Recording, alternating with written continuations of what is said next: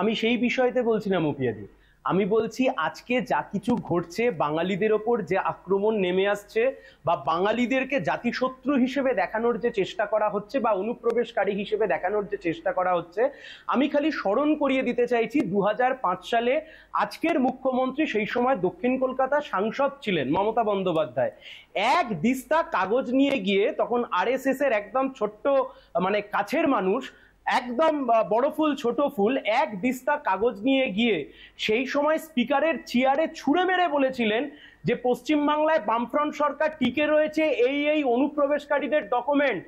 বাঙালিদের মাথা হেট করানো শুরু করেছিলেন রাজ্যের মাননীয় মুখ্যমন্ত্রী। এ তো আরএসএস এর প্রোপাগান্ডা। এ হচ্ছে 2 নাম্বার কথা। 3 নাম্বার কথা, আজকে বিজেপি বাঙালি অস্মিতা, তৃণমূল বাঙালি অস্মিতা এত কিছু বলতে চাইছে, দেখো কথা খুব স্পষ্ট, জয় শ্রীরাম বা জয় মা কালী বা জয় দুর্গা, এই সব কটা এক একটা ধর্মীয় স্লোগান।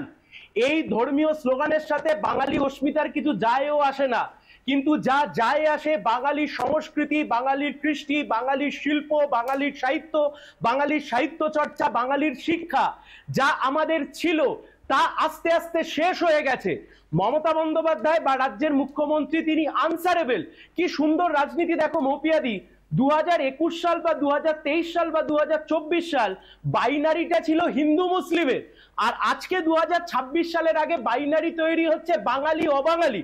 অথচ রাজ্যের বুকে অজস্র ইস্যু রয়েছে যে ইস্যুতে আমরা রাজনীতিটা করার চেষ্টা